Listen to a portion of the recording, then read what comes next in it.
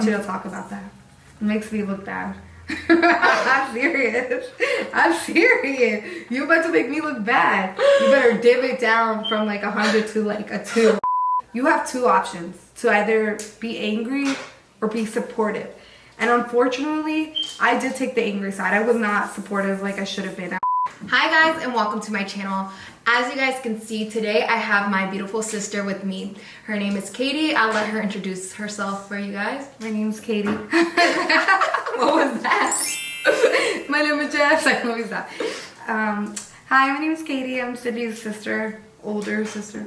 Yeah. So a lot of people always confuse us and they believe that I'm the older sister when in reality she's older by 2 years. So yeah, I think it's the height difference. Yeah, I'm 5'7" and she is, I like to say 5'5", but you know, doctors say 5'2". 5'2", really? Yeah, they say 5'2". I don't know why. So a lot of you guys have asked me for the longest time how my family coped with me dealing with kidney disease, because I know a lot of you guys here, you guys aren't just kidney warriors, we also have families of these warriors here. So I want to share her point of view, how she handled it. Everybody goes through a situation differently and handles it differently, so this is her side of the story. But before we continue, I want to quickly introduce myself for anybody that is new here as well. My name is Cindy Flores, and on my channel I share my kidney transplant journey as well as testimony, travel vlogs, lifestyle videos, and so much more. So if you are new, definitely subscribe and hit that little bell button for push notifications. Now let's begin. Let's give her some likes, guys.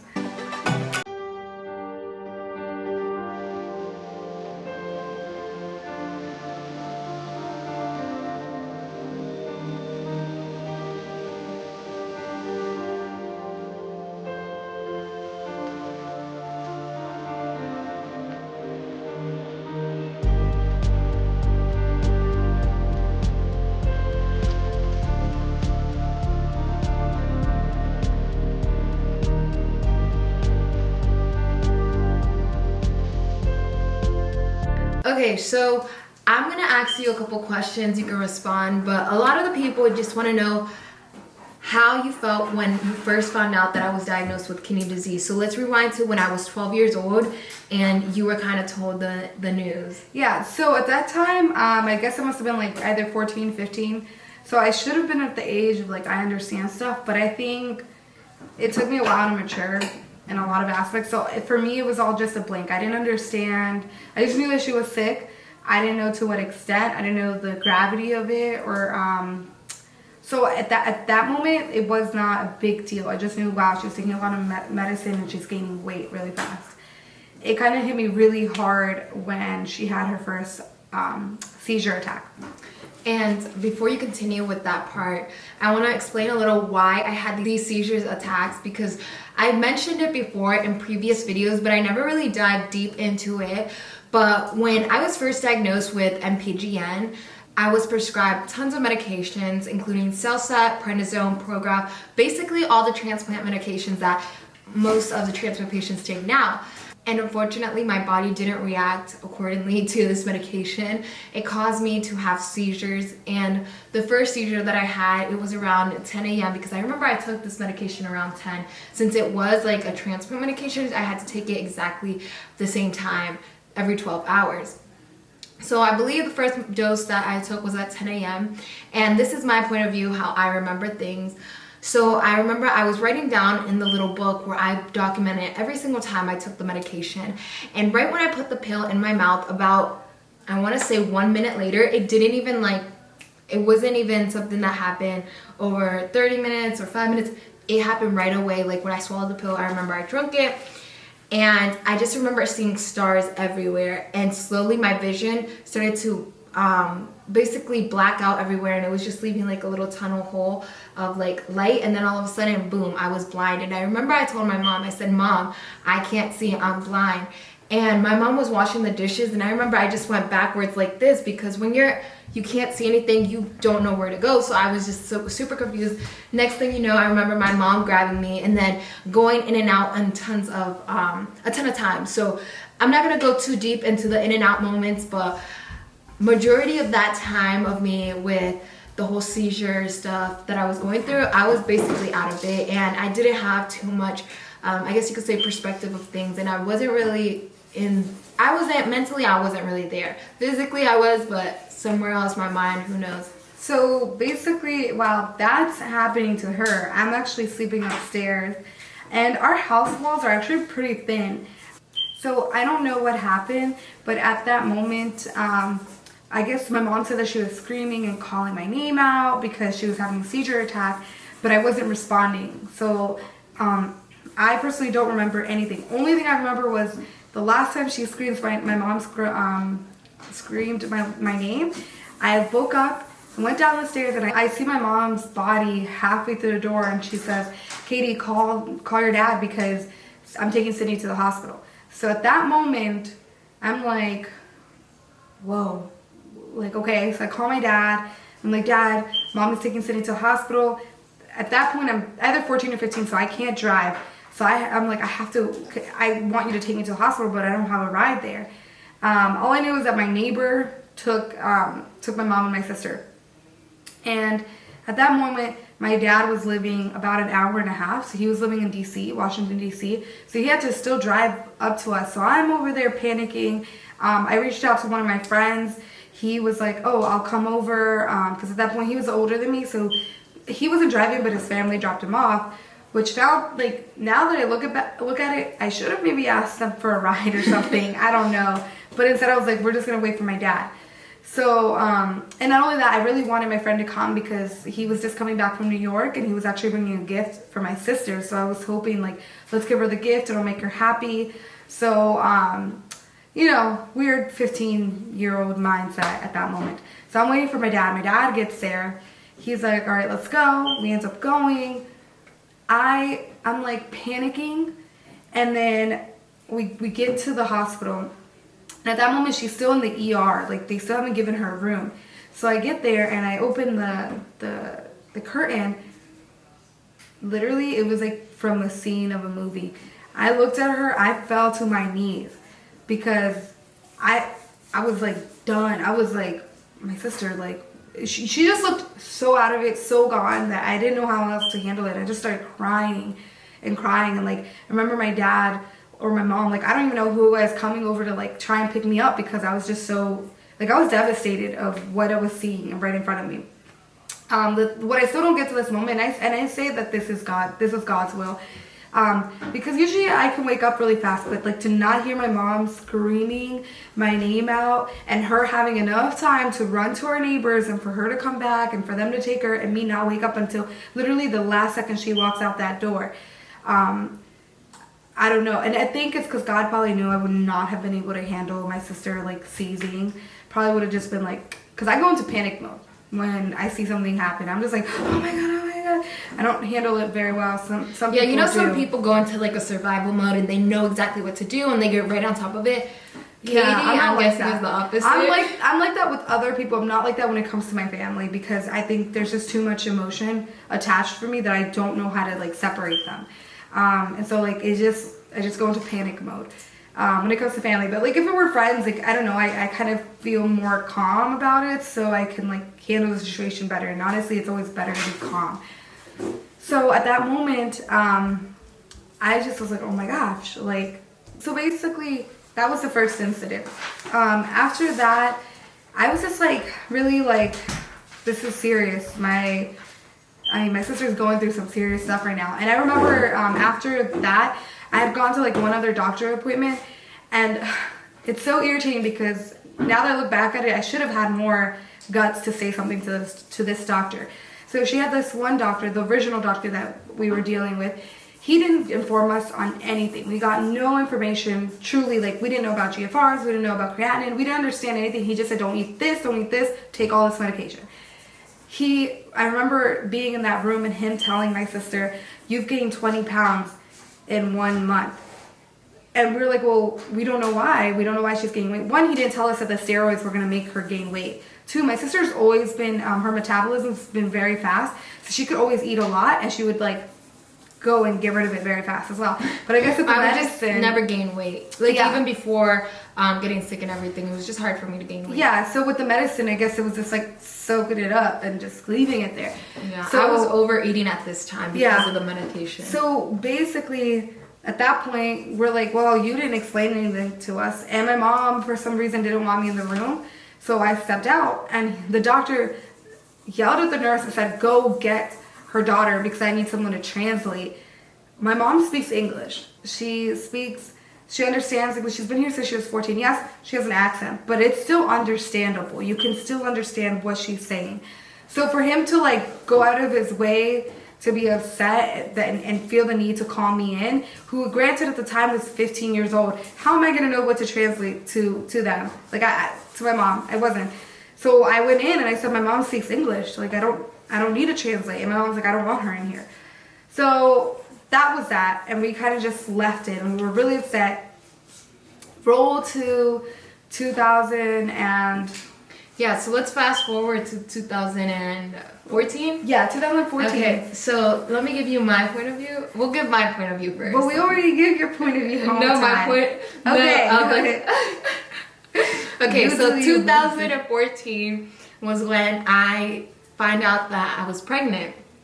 And at this time, like I mentioned it before, I was not going to the doctors. I stopped going to the doctors because they slowly started to wean me off the medication. And when I was completely medication free, I just stopped going to my nephrologist. Stopped kind of, not that I stopped caring, I just was like, oh, okay, I'm better now. And I kind of like went forward because I never knew the severity of this sickness and how quick kidney disease develops and grows. So I never went back to my nephrologist until 2014, and I only went because I found out that I was pregnant. And I remember when I found out that I was pregnant, I was going through a whole bunch of things. I mentioned this to you guys before, so I don't want to go too deep into it. She'll link the video to where she mentioned this. Yeah. So you can see. But I remember the first person that I told from my family was my mom. And when I told my mom, I said to my mom, please don't tell my sister and my dad because I want to tell them in person because it's something personal. It's something about me. And I feel like it would have, I don't know, I feel like it would be better for me to tell them rather than my mom go tell them something about me. Anyways, about 3 hours later, I get a text message from my sister. When you get home, we need to speak, because my sister right here has a bad habit of thinking she's my mother and speaking to me in whatever form. So no, that's her excuse. I'm very protective, and sometimes it could come off really aggressive. But with that being said, so that day I still remember it like it was yesterday. Yeah, so it's really crazy because I actually got a soccer scholarship for my first year in college down in Florida. But that year, that second year when I was supposed to go back, when you play sports, you have to go at least a month before to train for the season. So it was almost time for me to go back. So the day that I was supposed to go back to school, I decided I'm not going back. I want to stay at my community college. Something in me was like, I don't want to go home. I just didn't want to leave home. Everything was so good at home. I just didn't want to get on that plane for some really, really odd reason. Because I still look back and I'm like, it was like there was these two roads. And I took this one, and I always think, like, what if I had taken the other road? How would life have been then? But, so I decide I'm going to stay home. So summer was coming to an end, and we were about to start our first semester, or my, third semester in college. And I go for a run in the morning, because now I'm back at home. I'm not playing any sports. I wanted to stay fit. So I go for a run before class.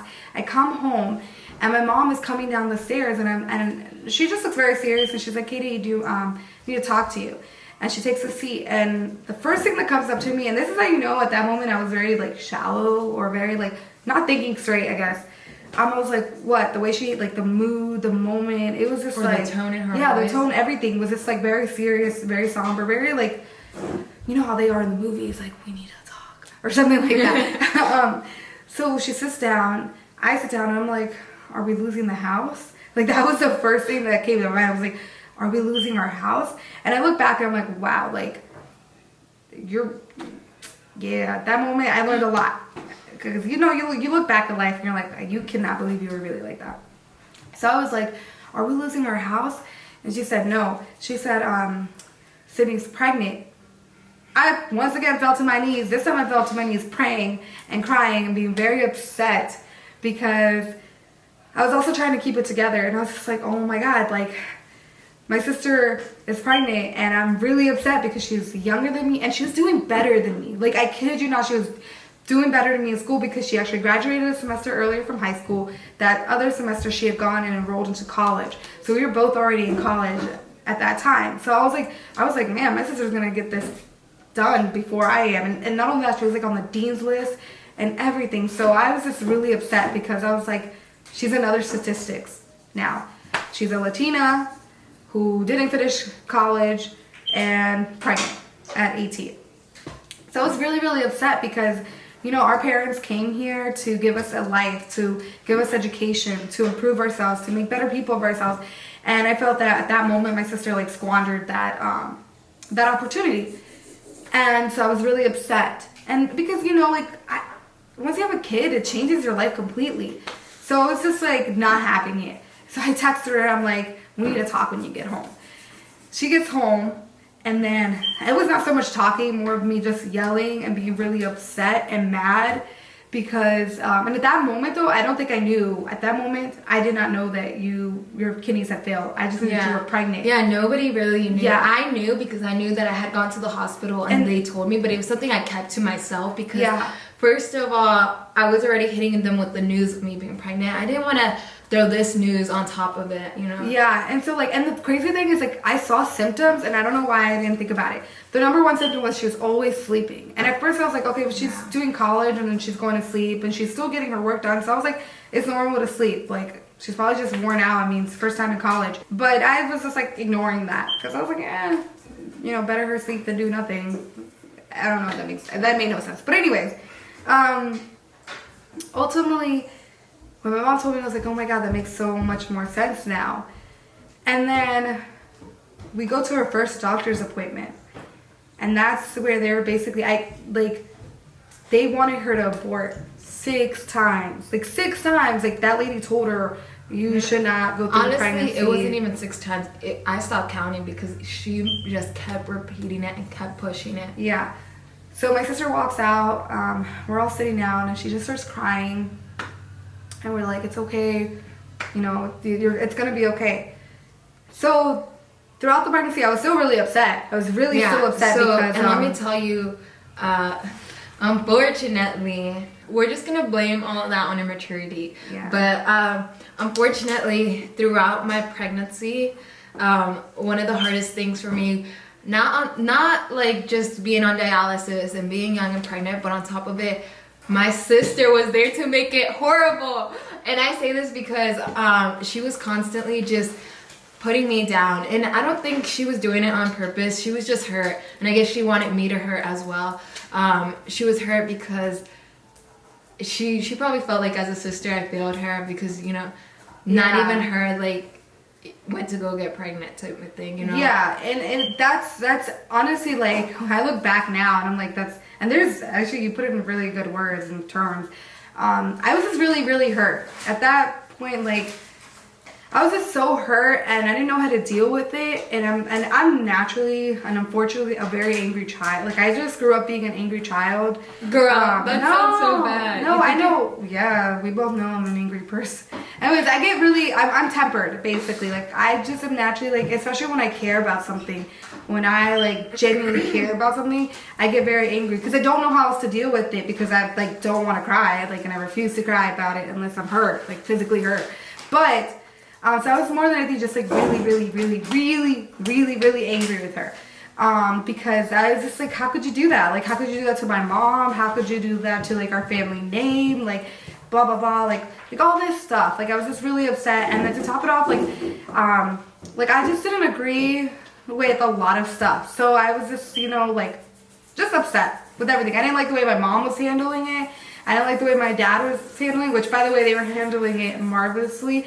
I think that's why I was upset because they were okay with it and they were just okay. It was kind of like it happened. Now we move forward. We can't dwell on the situation. We can't reverse time. So exactly. It's now about moving. Yeah, and for me, I was just really upset because I was like, where are her consequences? Which is really dumb because she had a big consequence. But I was just being so selfish, so upset, so mad. And it was like that throughout the entire pregnancy, not all the way. Girl. No. Part of that is your own mind though, because it was not throughout, because once you got pregnant and you were hospitalized, it wasn't like that.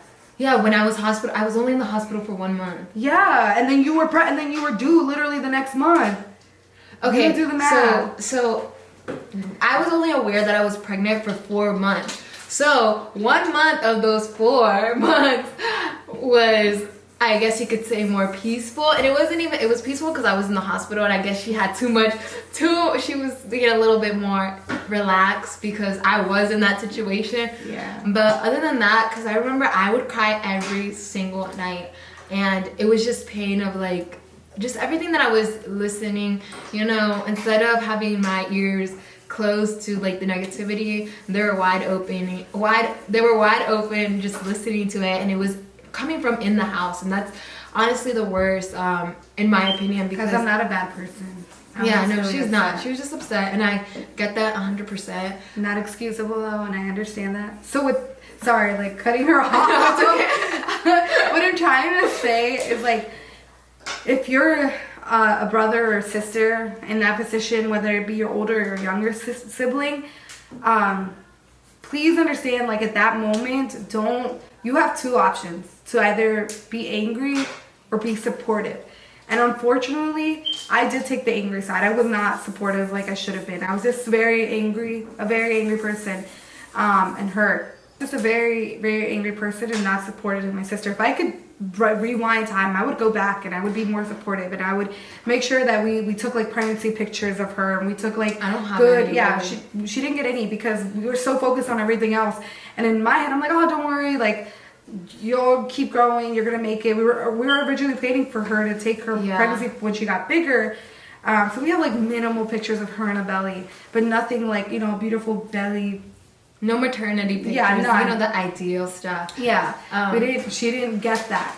And so like if I could go back, I would, like be supportive in that aspect and be there, be like, don't worry, because two things that my mom said, because I was one day driving her, I was like, well, I don't get it. I don't get why you guys are okay with this, or why you're acting like it's normal.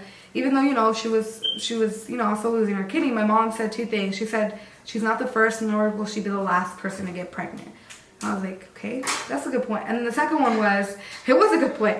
She said, your children are, and this to this day is like so wise to me. She said, your children are like your like your hands. Like you have 5, your hand has 5 fingers, but they're all different. Not one of them is the same, even though they come from the same palm, they come from the same place, but every single one is different. And she said, that's how your children are. She's like, I've raised you guys under the same roof, under the same morals, under the same principles, but you guys are gonna be different, because we are very different people. Very different people. I'm sure you guys can tell by now in this video. Yeah, we're very different. So, that day when she said that, I was like, okay, like that is so true. So now Katie has been super supportive. She's came a long way, and there's still maturing to do. She's still not 100% where she needs to be. I mean, nobody ever is. Every day we're all growing, learning from life experiences. But now she's super supportive, and there's no, she's been there throughout my. Katie, you can't. There's bugs. It's the bananas. It's the banana. Okay. She's been super supportive throughout my whole kidney journey, and she's been there. She's always helped me, and she was there after I had Emery. She was also there too, like to help me with Emery. If I was too tired that I couldn't stay up one night, she would be there. And like I love my niece, love her. Like, and I think that a lot of it is because I just look back now and I'm like, dang, like how? Because I remember like. There was a point where I was like, oh my God, your kid's gonna be ugly, because I was like, I can't imagine her seeing, like, I couldn't imagine a little mini me of her. So I was just like, oh my God, your kid's gonna be ugly, blah, blah. That's like all I was not being the most supportive person. Then the moment she was born, my heart was like, because she is so beautiful, and till this day, like, that is like my bestie. The moment my niece was born, it's like my heart grew like this much bigger. Like I didn't know I could love another person, because I have all the people that I love around me all the time, and then all of a sudden, like, I was just like, I can't believe I lived life. That bug is like annoying me. I know, but you have to push through. Okay. Now I look back and I'm like, how did I live life without my niece? Because to me, and I always say that my niece is like my niece is like my own like birthday gift, because She was literally born the week after my birthday. Granted, she was supposed to be born in November, but she was actually born in August. My birthday is in August. And she was born a week after. So when I turned 21, she was just being born after, like a week later. And I was just really happy. And to this day, like, that, like, she's not my kid, but I love her as if she were my kid. And I like love like seeing her grow and mature. And now that she's getting older, she's like always like doing things, and she's always like, "Dear Katie, let's do this, let's do that." And like if I can take her, like I love watching her do her taekwondo, and so I like to take her and do that. But I'm just like, it's crazy. But with all that being said, I am the most proudest sister, because my sister took something negative and turned it into something positive.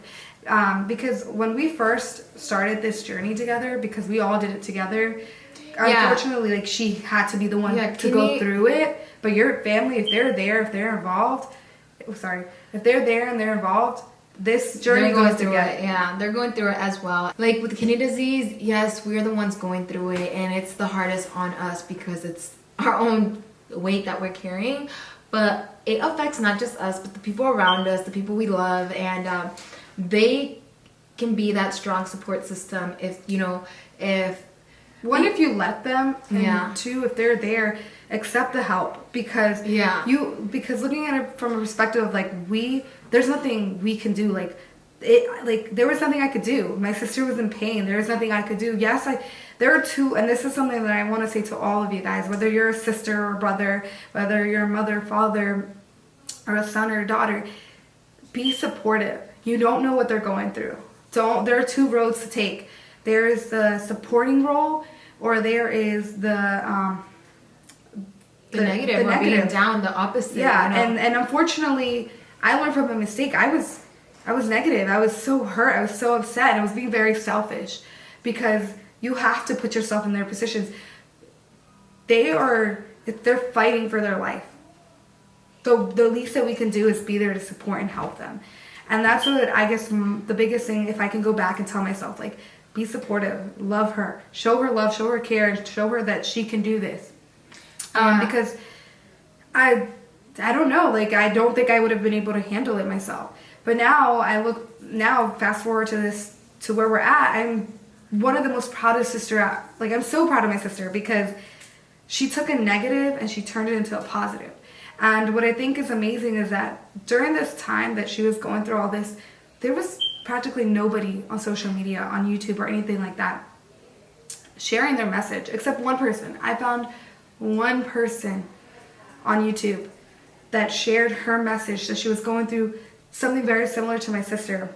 Very, very similar. And that person and her channel kept my hopes up, and every time I saw a new video, I would share it to my sister, and I would be like, "Look, Cindy, like, she's going through this too, like, she's sharing her journey," like, and to top it off, like, it had a lot to do with God, and it was just so empowering, and it helped me and my family go through it with this and walk through this. And I think unfortunately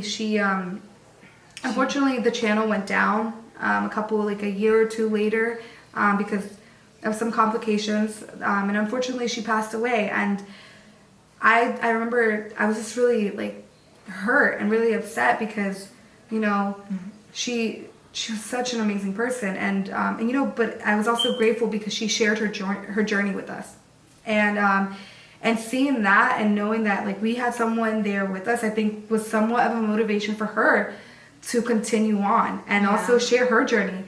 Yeah. And I think that's amazing, because I know that there are people that were in our positions scared to death, or scared, and their families didn't know how to cope with it.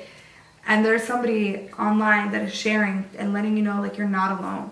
You're not. You have somebody. If it might not be physical right there and then, reach out. You can reach out to her. You can talk to her. She will try and be the best support that she can be. And I think that's amazing, because that in its own is determination. I remember when she got her transplant, she was literally on filming that same day, like editing her phone. And I was like, Cindy, you can't be doing that. Like, take a break. You can do it once you're better. But she's like, no, I need to post it right now. I need them to know that I'm okay, and I need to post blah blah. Yeah. And I was like, Cindy, relax. And she did it for like 2-3 days, but after that, like, she got very tired, which makes complete sense. I mean, girl, you just got a transplant. So, but stuff like that, it shows that, you know, she's determined, and I love that about my sister. So. Thank you. Yeah. I've always said, you know, remember, I don't know if you remember this, how I would always be like, you know, I want to be a motivational speaker. I want to be like somebody, you know, that can share my story. So I guess that was a reason why I wanted to start my YouTube channel, because I would tell myself, you know, if I can motivate one person out there, that just would mean the world to me, because I know I'm going through such a hard situation, and God didn't give me the situation and this, I guess you could say, the talent to endure a situation like this for no reason. He didn't give it to me just to give it to me, just to be like, okay, child of mine, go suffer with this kidney disease. No, he gives us things for a reason. He wants us to flip this situation into something that we can, it's a testimony. It's a testimony that we can share. We can impact other people's lives. And I said, I want to speak out on what kidney disease really is, and you know, as a patient point of view, and how hard it is, but at the end you will get through it, you will push through, and you will prevail every adversity that comes your way. And it's just amazing how God works, even if, you know, at the moment it feels like we're walking in the valley, or walking in something, in a situation, in a storm. God's always like there, you know, he's the one watching over you, because in that valley, serpents, lions are after you. But God is always there, and he's like, here, let me be that light at your footsteps, just guiding you, that you won't fall into a bigger hole. And that's how I felt like God was carrying me through my situation. That's why I want to share it with you guys. And that's why I want to be here constantly, like, posting for you guys and sharing my voice, because I know, and the messages that I get every single day, it's just heartwarming. I know that somewhere or another, God is going to touch somebody's life out there, because the word of God never is left empty. And yeah, it's just amazing. Now the situation that we're in, or living, I guess you could say, I now have my transplant. I feel healthier. I feel stronger. She's now seeing the healthier side of me, because how many years was it? Like a very long time. I mean, my sister was sick. I remember one time when we were playing in high school together, she had practice, and I was on the varsity team, and she was on the JV team for soccer. And that day it was hot, and our coach had us running. Next thing I know, I'm running, and I see that one of the younger girls runs to me and is like, your sister is like having like an asthma attack. And I just like, frequently. And I just remember panicking, saying like, where's her asthma, where's her inhaler, blah blah blah, because like I got really scared. And okay, I remember you were panicking. You were like this. You were like, somebody please call the hospital. Yeah. No, somebody call the ambulance. Help her. Somebody help her. I'm sure she was probably feeling embarrassed. But yeah, I was feeling embarrassed. I remember I was like looking at her, and I was like, stop, stay calm. Like, she was making me go into a deeper attack. I remember everybody was just standing and staring, and they were acting pretty calm, and they were like telling her calm down. And then after Katie got calm, I started to like get calm. Yeah. It was worse when she was panicking. Yeah. And it's kind of always been like that. And so, seeing her healthy now, like, I can't, and it's crazy because I can't believe after she got her transplant, like a couple months later, I somehow managed to drag her to come skydiving with me. Which I'm like, I don't know why I would have done that, because the girl was healthy, but I was like, let's go jump off a plane. Maybe you'll survive, maybe you won't. Yeah, like, but I think it was good, because she wants to go back and skydive again. But I'm like, one time was enough. I loved it. I mean, it was my plan from day one, because I've wanted to do it since I was a kid, but I don't want to risk my life like that anymore. I'm getting older.